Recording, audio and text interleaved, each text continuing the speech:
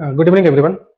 If n is the unit outward drawn normal to any closed surface, कोई भी closed surface है, मान लीजिए स्फीयर ही है, तो स्फीयर जो है वो एक closed surface हो गया, एलिप्सॉइड हो गया, वो closed surface हो गया। तो कोई भी closed surface है, n is the unit outward drawn normal vector। कोई भी अगर surface लेंगे तो उस surface का बाहर की तरफ जो normal vector निकलेगा उसकी मैं बात कर रहा हूँ। n यूनिट वेक्टर है, closed surface S है, तो then the value of इसका वैल्यू निकालना है, divergence of unit vector A, और ये ट्रिपल इंटीग्रल है, मतलब वॉल्यूम इंटीग्रल है। ये देख रहे हैं डीवी लिखा हुआ, मतलब ये वॉल्यूम इंटीग्रल है। तो यहां पर हम लोग एक यूज करेंगे गॉस डाइवर्जेंस थ्योरम का। गॉस डाइवर्जेंस थ्योरम क्या होता है, देखिए, जिसको डाइवर्जेंस थ्योरम भी शॉर्ट में कहते हैं। तो डाइवर्जेंस थ्योरम क्या है या इसके बारे में देखिए। यहां पर ये डाइवर्जेंस थ्योरम होता है कि सरफेस इंटीग्रल निकालना है, अगर सरफेस इंटीग्रल निकालना है एफ डॉट एन, एन जो होता है उस सरफेस का आउटवर्ड डायरेक्शन में नॉर्मल वेक्टर होता है, यूनिट नॉर्मल वेक्टर। और वो ये एस कैपिटल एस है, सरफेस को रिप्रेजेंट कर रहा है, कैपिटल एस है। एस सरफेस में अगर हम लोग को इंटीग्रेट करना है, इसको सरफेस इंटीग्रल निकालना है, तो ये वॉल्यूम इंटीग्रल के बराबर होता है। लेकिन वॉल्यूम इंटीग्रल किसका निकालते हैं हम लोग, डाइवर्जेंस ऑफ एफ का निकालते हैं। डाइवर्जेंस ऑफ एफ का वॉल्यूम इंटीग्रल निकालते हैं, डीवी। ये वॉल्यूम इंटीग्रल है। क्या होता है line integral, surface integral, volume integral, या ये थ्योरम क्या है, इसके बारे में मैं जो बताया था, वीडियो का प्लेलिस्ट का भेजा था, शायद अगर आप देखे होंगे तो समझ में तो आ रहा होगा, नहीं अगर देखे होंगे तो थोड़ा कम समझ में आएगा। तो देखिए, ये फॉर्मूला डाइवर्जेंस थ्योरम का कि सरफेस इंटीग्रल इस वॉल्यूम इंटीग्रल के बराबर होता है। यहाँ पर वॉल्यूम इंटीग्रल निकालना है, मतलब अगर आपको वॉल्यूम इंटीग्रल निकालना है किसी भी फंक्शन के डाइवर्जेंस का, तो उसको सरफेस इंटीग्रल में कन्वर्ट कर सकते हैं। यहाँ पर आप देख रहे हैं डाइवर्जेंस का ही वॉल्यूम इंटीग्रल निकालना है, तो उसको सरफेस इंटीग्रल में कन्वर्ट कर सकते हैं हम लोग। देखिए कैसे निकालेंगे जरा समझिएगा। हम लोग ये तो फॉर्मूला जानते हैं जो वहां पर मैं लिखा हूं कि वॉल्यूम इंटीग्रल अगर निकालना है डाइवर्जेंस एफ का डीवी, तो ये इस सरफेस इंटीग्रल के बराबर होता है F dot N D S. D S capital S है, कैपिटल एस मतलब सरफेस को बता रहा है। तो यहाँ पर इसी फॉर्मूला का यूज करते हैं। यहाँ पर जो सवाल है उस सवाल में देखिएगा डाइवर्जेंस किसका लिखा हुआ है, डाइवर्जेंस यूनिट वेक्टर एन का लिखा हुआ है। तो यही फॉर्मूला यूज कीजिए, मतलब एफ के जगह एन है, तो एफ के जगह एन है तो एफ के जगह यहाँ पर एन पुट कर देते हैं, एन डॉट एन। एन तो पहले से ही था, यहाँ आप एफ के जगह एन है तो एफ के जगह एन बैठा दीजिए। एन यूनिट वेक्टर है, आउटवर्ड डायरेक्शन में, नॉर्मल के डायरेक्शन में। तो एन को एन के साथ डॉट प्रोडक्ट करेंगे तो 1 हो जाएगा, क्योंकि यूनिट वेक्टर है। यूनिट वेक्टर इसका मैग्नीट्यूड का स्क्वायर हो जाएगा, तो मैग्नीट्यूड जो है वो 1 आएगा। तो ये सिर्फ आ गया आपका यहाँ पर 1 आ जाएगा। और 1 का सरफेस इंटीग्रल, तो 1 का सरफेस इंटीग्रल एस सरफेस में करना है, एस सरफेस में। मान लीजिए सरफेस जो है वो सपोज कर लीजिए स्फीयर ही है, सपोज कर लीजिए कि स्फीयर है, तो स्फीयर का सरफेस, ये अगर 1 को इंटीग्रेट कर देते हैं, डबल इंटीग्रेट करते हैं, 1 को अगर हम लोग डबल इंटीग्रेट करते हैं तो सरफेस एरिया बताता है। एस क्या बताता है, ये जो इंटीग्रल है वो क्या बताता है, सरफेस एरिया।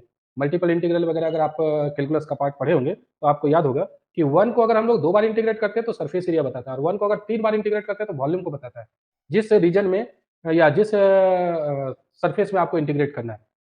मान लीजिए जो भी सरफेस होगा, यहाँ तो सरफेस नहीं लिखा हुआ है, क्लोज सरफेस लिखा हुआ है सिर्फ, तो क्लोज सरफेस मान लीजिए स्फीयर ही है, तो स्फीयर के अराउंड अगर हम लोग इंटीग्रेट करते हैं, 1 को इंटीग्रेट करते हैं 2 बार, तो वो पूरा सरफेस एरिया बता देगा, स्फीयर का बता देगा।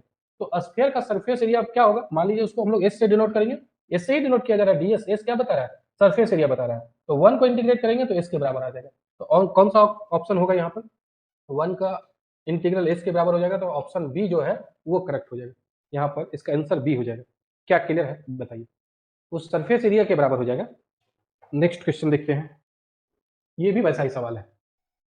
If V is the volume enclosed bye a closed surfaces, V जो है वो एक क्लोज्ड सरफेस है, उसके वॉल्यूम को, मान लीजिए अगर स्फीयर ही है, सपोज कीजिए स्फीयर है, तो स्फीयर का जो पूरा सरफेस एरिया होगा उसको कैपिटल एस से, और वो स्फीयर का जो वॉल्यूम आएगा उस वॉल्यूम को कैपिटल V से डिनोट करें। V is the volume enclosed bye closed surface. क्या सरफेस है वो पता नहीं है, लेकिन जो भी सरफेस होगा उसका सरफेस जिससे इंक्लोज्ड है उसका वॉल्यूम V हो गया। तो then the value of curl F dot N D S, ये निकालना है, curl F dot N D S, ये हम लोग को पता करना है। देखिए कुछ पार्ट यहाँ है, कुछ पार्ट यहाँ है। सरफेस इंटीग्रल निकालना है हम लोग को। तो अभी हम लोग देखे हैं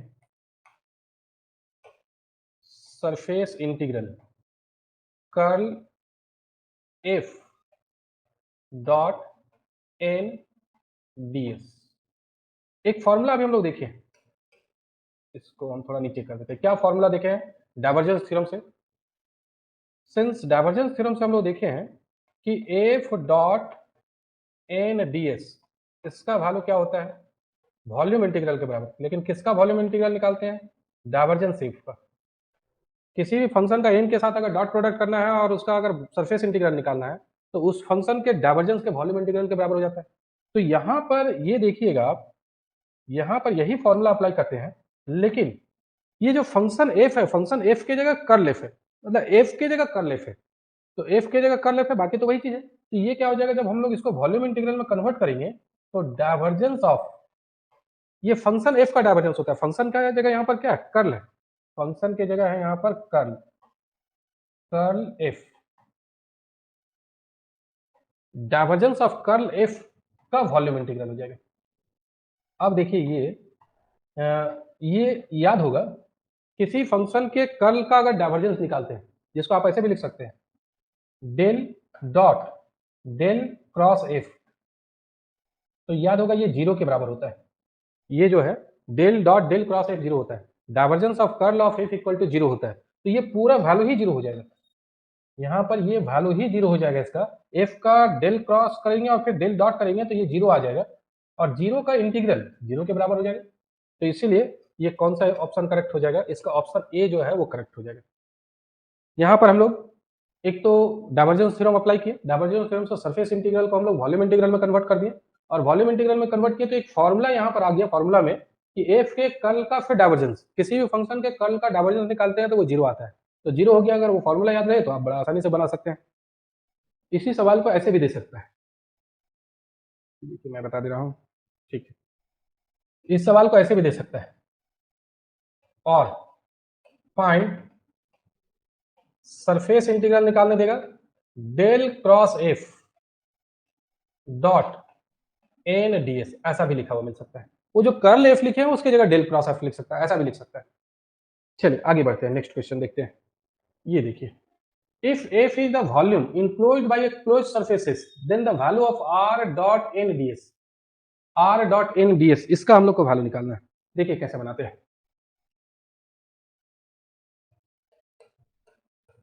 सबसे पहले वही डाइवर्जेंस थ्योरम ही यहाँ पर भी अप्लाई करेंगे। r मतलब समझते ही हैं, r मतलब एक्स आई कैप प्लस वाई जे कैप प्लस जेड के कैप हो जाएगा। तो v is the volume, volume भी लिखा हुआ by a close surfaces, three dimensional हो गया, क्लोज सरफेसेस का वॉल्यूम भी है। तो देन द वैल्यू ऑफ, इसका वैल्यू निकालना है, तो हम लोग इस सरफेस में r dot N D S, ये सरफेस इंटीग्रल निकालना है। तो डाइवर्जेंस थ्योरम से इसको अगर हम लोग वॉल्यूम इंटीग्रल में कन्वर्ट कर देते हैं तो वॉल्यूम इंटीग्रल किसका हो जाएगा, डाइवर्जेंस ऑफ आर हो जाएगा, डाइवर्जेंस ऑफ आर का वॉल्यूम इंटीग्रल हो जाएगा, ये हो जाएगा। अब डाइवर्जेंस ऑफ आर निकाल लेंगे हम लोग, तो डाइवर्जेंस ऑफ आर का मतलब क्या हो गया, या समझिए, डाइवर्जेंस मतलब डेल डॉट आर, डाइवर्जेंस ये होगी डेल डॉट आर। डेल का मतलब, डेल का मतलब हो गया i del by del x plus j del by del y plus k del by del z, और डॉट आर का मतलब एक्स आई कैप प्लस वाई जे कैप प्लस जेड के कैप, और डी आर डी भी यहां पर रहने दीजिए। डेल का मतलब ये हो गया और आर का मतलब वो हो गया। अब ये डॉट प्रोडक्ट कर देते हैं, ट्रिपल इंटीग्रल है, भी वॉल्यूम में करना है, तो डॉट प्रोडक्ट कैसे करते हैं, इसका आई का जो कोएफिशिएंट है इसका आई के कोएफिशिएंट के साथ मल्टीप्लाई होगा, मल्टीप्लाई नहीं बल्कि ऑपरेट होगा, तो del X by del X हो जाएगा, यहाँ पर del X divided by del X हो जाएगा। फिर जे का यहाँ जो कोएफिशिएंट है वो ऑपरेट होगा इसके साथ, तो del Y divided by del Y हो जाएगा, और फिर इसी तरीके से del Z divided by del Z हो जाएगा, और यहाँ पर डी भी। अब जरा देखिए, ये अगर हम लोग x को x के रिस्पेक्ट में इंटीग्रेट करते हैं तो 1, उसी तरीके से ये भी 1 और ये भी 1, तो 3 हो गया। ये 3 को बाहर कर देते हैं, 3 को बाहर कर देते हैं, यहाँ पर बच जाएगा 1, 1 को इंटीग्रेट करना है भी वॉल्यूम, 1 को अगर इंटीग्रेट करना है, ट्रिपल इंटीग्रेट करना है, तो वो वॉल्यूम को रिप्रेजेंट करता है।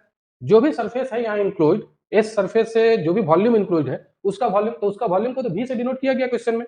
तो 1 को अगर हम लोग ये v वॉल्यूम में इंटीग्रेट करेंगे तो ये किसके बराबर आएगा, इसका वैल्यू v के बराबर आ जाएगा, तो 3v हो गया उसके वॉल्यूम, तो 3v, यानी कि कौन सा ऑप्शन करेक्ट हो जाएगा, ये ऑप्शन डी जो है वो करेक्ट हो जाएगा।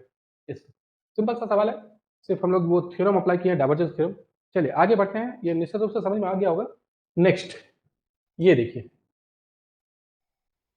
If f is equal to ax I cap plus by j cap plus cz k cap and s is the surface of a sphere. यहाँ जो है वो कौन सा सरफेस है? पहले वाला में सिर्फ लिखा हुआ था कि S is the surface, any surface, कोई भी सरफेस था, क्लोज सरफेस। यहाँ लिख दिया है कि एस जो सरफेस है वो ये स्फीयर है। तो देन इसका वैल्यू निकालना है, किसके बराबर आएगा। चलिए देखिए, इसको मैं बता रहा हूँ, यहाँ समझिएगा क्या है ये क्वेश्चन। सबसे पहले तो ये है, हम लोग ऐसा करते हैं ना, डाइवर्जेंस निकाल लेते हैं। डाइवर्जेंस का जरूरत पड़ेगा ही, डाइवर्जेंस एफ का निकाल लेते हैं, जिसको डेल डॉट एफ भी कह सकते हैं। और डेल का मतलब i del by del x plus j del by del y plus k del by del z. और डॉट एफ, एफ का वैल्यू यहाँ पर दिया हुआ है, a x I cap plus b y J cap plus c z के cap. अब देखिए, ये जब हम लोग ऑपरेट करेंगे तो यहाँ पर पार्शियली डिफरेंशिएट करेंगे इसको एक्स के रिस्पेक्ट में, तो एक्स के रिस्पेक्ट में करेंगे तो ए आएगा, इसको करेंगे तो बी आएगा, डायरेक्ट हम लिख रहे हैं। और यहाँ पर जेड के रिस्पेक्ट में इसको डिफरेंशिएट करेंगे तो सी आएगा, तो ये आएगा। बड़ा आसानी से कर सकते हैं, डेल बाय डेल एक्स इसके साथ ऑपरेट होगा, तो इसको हम लोग ऑपरेट करेंगे एक्स के रिस्पेक्ट में डिफरेंशिएट करेंगे तो ये आएगा, उसी तरीके से आगे भी हो जाएगा। तो डाइवर्जेंस ये निकल गया। सवाल में यहाँ पर हम लोग से पूछा जा रहा है कि ये सरफेस इंटीग्रल निकालना है, ये सरफेस इंटीग्रल निकालना है F dot N D S. और हम लोग डाइवर्जेंस थ्योरम से जानते हैं कि ये वॉल्यूम इंटीग्रल के बराबर होता है, divergence of F D V ये होता है। और डाइवर्जेंस ऑफ एफ निकाल चुके हम लोग। डाइवर्जेंस ऑफ एफ है क्या? डाइवर्जेंस ऑफ एफ जो है वो ए प्लस बी प्लस सी है, ए प्लस बी प्लस सी ये है। ए प्लस बी प्लस सी को हम लोग बाहर कर देते हैं, तो ए प्लस बी प्लस सी को अगर बाहर कर दिए तो क्या बचा? वन का इंटीग्रल। और वन को कहाँ इंटीग्रेट करना है? स्फीयर में करना है। कौन सा स्फीयर में करना है? ये देख रहे हैं स्फीयर का इक्वेशन दिया हुआ है, तो इस स्फीयर के वॉल्यूम के बराबर हो जाएगा। वन को अगर हम लोग इंटीग्रेट करेंगे, यहाँ तो वन बच गया, ये वन को इंटीग्रेट करना है, वॉल्यूम इंटीग्रल निकालना है। तो ये जिस सरफेस का जो इंक्लोज्ड पार्ट है, जो वॉल्यूम आएगा उसी के वॉल्यूम के बराबर। तो ये स्फीयर का वॉल्यूम, स्फीयर का रेडियस कितना है? रेडियस है वन, तो ये क्या हो जाएगा? ए प्लस बी प्लस सी, और ये हो जाएगा वॉल्यूम ऑफ स्फीयर। यहाँ पर वॉल्यूम ऑफ स्फीयर, जो भी स्फीयर दिया हुआ है वॉल्यूम ऑफ स्फीयर आ जाएगा ये। और वॉल्यूम ऑफ स्फीयर क्या होगा? यूनिट रेडियस का है, सेंटर से कोई मतलब तो है नहीं, स्फीयर है तो स्फीयर का रेडियस तो यहाँ पर पता चल रहा है वन है, तो वॉल्यूम कितना होता है? 4/3 पाई आर क्यूब, आर की जगह वन है, वन का क्यूब, यानी कि ये कितना आ गया? 4/3 पाई ए प्लस बी प्लस सी। तो कौन सा ऑप्शन करेक्ट हो गया? ये ऑप्शन सी करेक्ट हो गया, ये ऑप्शन करेक्ट हो गया।